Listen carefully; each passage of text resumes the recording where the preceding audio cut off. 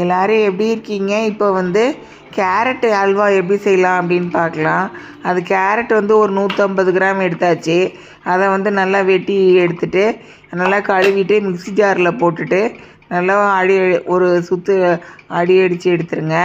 அதை வந்து எடுத்து ஒரு கடாயில் வந்து தண்ணி வந்து ஒரு டம்ளர் ஊற்றி கேஸ் ஸ்டவ் ஃப்ளேம் ஃபுல்லாக வச்சு கொதிக்க வச்சுருங்க.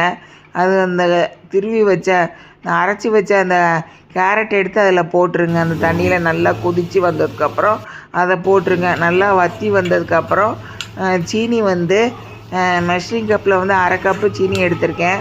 அது வந்து 117 கிராம் வந்து சீனி வந்து வெள்ளை சீனி. அதை எடுத்து போட்டு நல்லா கிண்டுங்க. அந்த சீனியிலேருந்து தண்ணி தன்னால் கொஞ்சம் கொஞ்சமாக வந்துடும். அதுக்கப்புறம் ஆறின பாலை எடுத்து அதில் ஊற்றிடுங்க.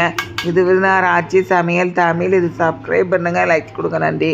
அதுக்கப்புறம் கலர் பவுட்ரு வந்து ஃபுட் கலர் உங்களுக்கு தேவைன்னா போடுங்க. அதை போட்டுட்டு கிண்டிட்டு அதுக்கப்புறம் 1 டேபிள் ஸ்பூன் வந்து நெய் வந்து எடுத்து அதில் போட்டுட்டு அதையும் சேர்த்து நல்லா கிண்டி எடுங்க.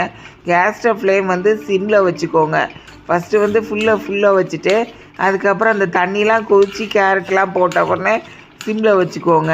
இப்போ சிம்மில் வச்சுக்கிட்டு நல்லா கிளறி விட்டு நல்லா இந்த மாதிரி பதமாக வந்ததுக்கப்புறம் ஆஃப் பண்ணிடுங்க.